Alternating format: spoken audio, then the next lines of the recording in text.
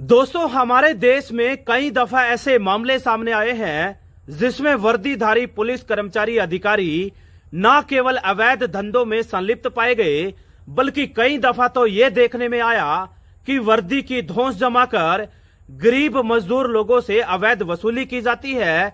और न केवल अवैध वसूली, बल्कि गरीब मजदूर की कमजोरी का फायदा उठाकर उसके साथ हद से ज्यादा दुर्व्यवहार किया जाता है।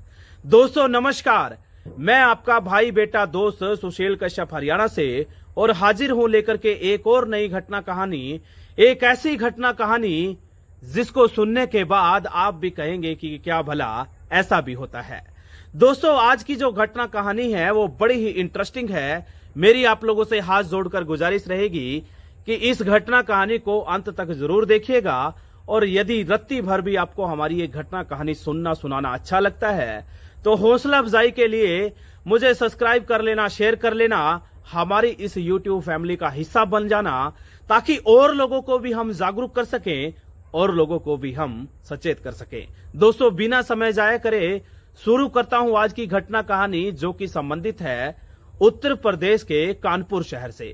कानपुर शहर में रोजमर्रा की तरह भीड़ भड़ाका था, इधर उधर आवाजाही हो रही थी और उसी बीच चौराहे पर एक ऑटो आकर रुकता है। वही ऑटो चालक जो कि सुबह निकलता था और शाम होते होते अपने घर पहुंचा करता था, और जो भी पूरे दिन काम धंधा करके 1500 कमाता, उसी से अपना घर गुजारा चलाता था।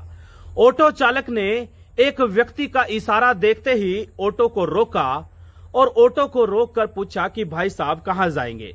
वो व्यक्ति बोलता है कि मुझे यहां से मात्र 4 किलोमीटर जाना है। और दोस्तों, जो व्यक्ति ऑटो में आकर बैठा, आप लोगों की जानकारी के लिए बता दूं, कोई वो आम शख्स नहीं, बल्कि उसी शहर कानपुर का सबसे बड़ा अधिकारी कलेक्टर साहब थे। कलेक्टर साहब उसको कहते हैं कि भाई साहब थोड़ा जल्दी ले लेना, मुझे जरा जल्दी है।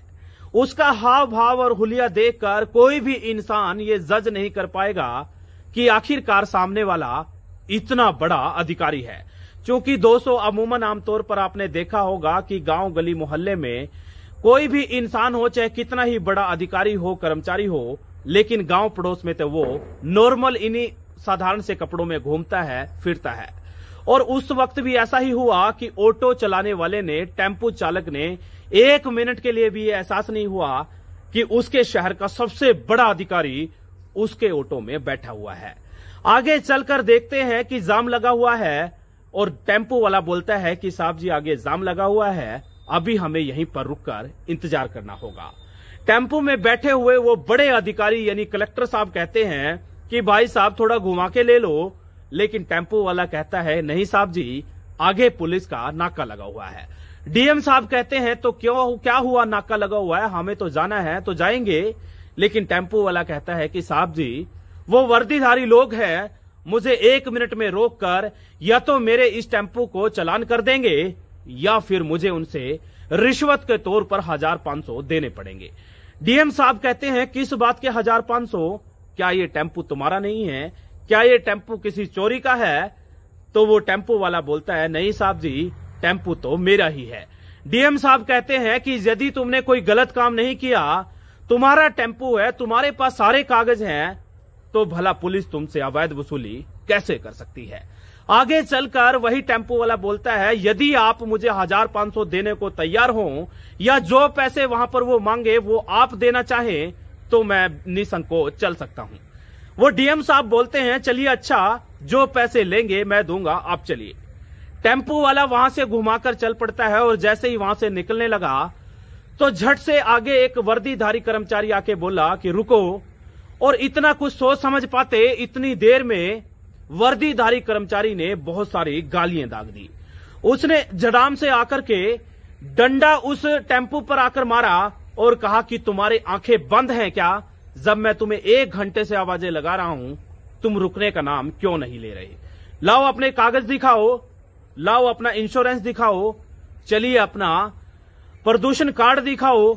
ऐसे ऐसे सवाल दाग दिए जिन सवालों के जवाब न तो वो डीएम साहब और ना ही वो टेम्पो वाला दे पाया।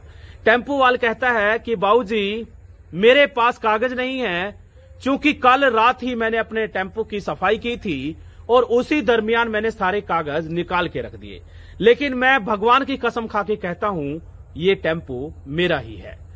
वो पुलिस कर्मचारी कहता है कि ज्यादा दिमाग मत लगाओ, मुझे या तो कागज दिखाओ नहीं तो 1000 रुपए निकालो। डीएम साहब कहते हैं कि भाई मुझे ये बताओ, तुम्हें इस तरीके से चेकिंग करने की इजाजत भला किसने दी? तुम्हारी यहां पर ड्यूटी किसने लगाई?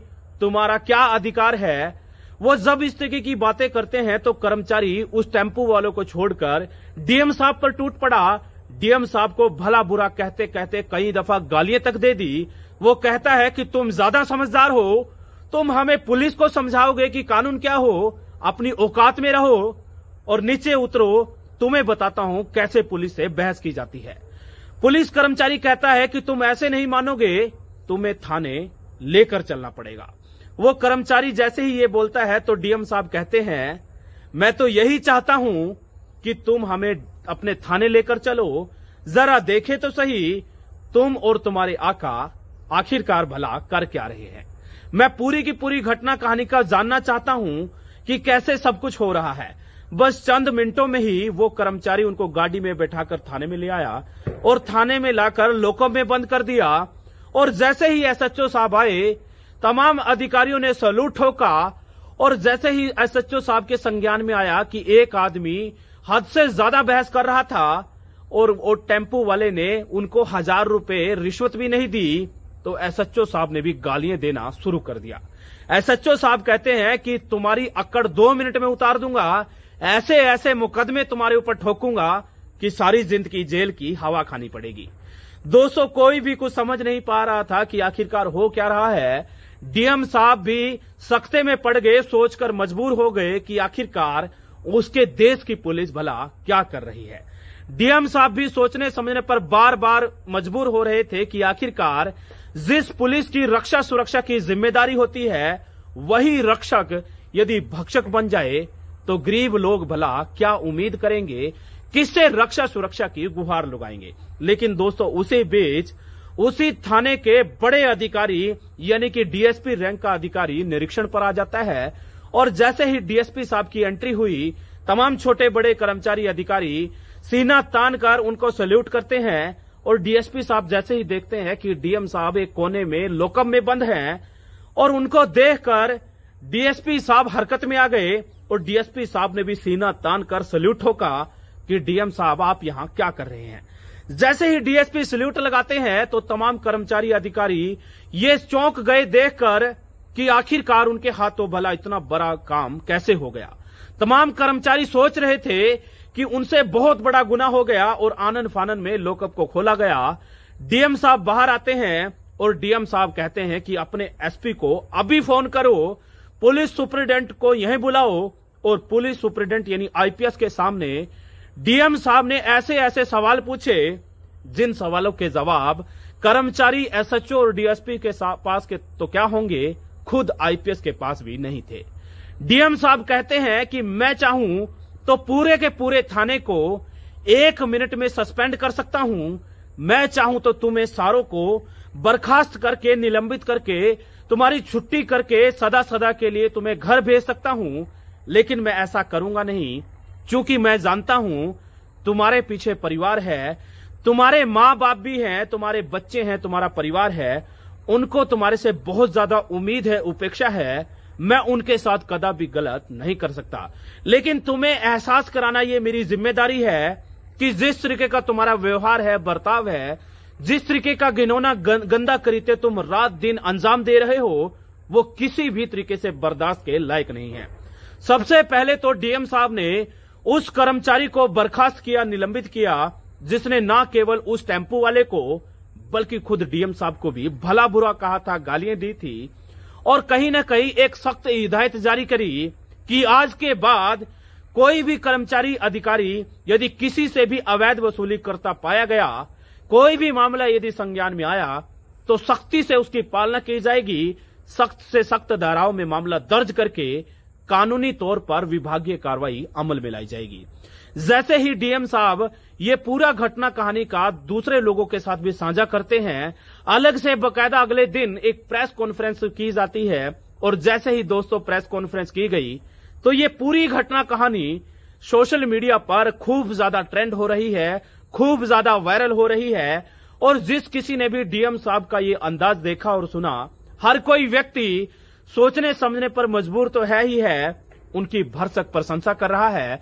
बहुत बड़ी संख्या में लोग सोशल मीडिया पर ये लिख रहे हैं कि किसी का डीएम हो तो इस जैसा हो। यदि हर डीएम ऐसा हो जाए तो शासन प्रशासन में सुधार लाजमी है। दोस्तों, ये थी हमारी घटना और कहानी। आप लोगों को कैसी लगी जरूर बताइएगा। दोस्तों, यदि वीडियो अच्छा लगा तो सब्सक्राइब कर लेना, शेयर कर लेना और लोगों तक भी तमाम सोशल मीडिया चैनल के माध्यम से, चाहे व्हाट्सएप हो, इंस्टा हो, फेसबुक हो, एक्स हो, तमाम जगह शेयर करिएगा ताकि और लोगों को भी जागरूक किया जा सके और लोगों को भी सचेत किया जा सके, ताकि और लोगों को भी इस यूट्यूब फैमिली का हिस्सा बनाया जा सके। दोस्तों, मुझे दीजिएगा इजाजत, फिर हाजिर होऊंगा। तब तक अपना ध्यान रखिएगा, बहुत सारा अपना ख्याल रखिएगा।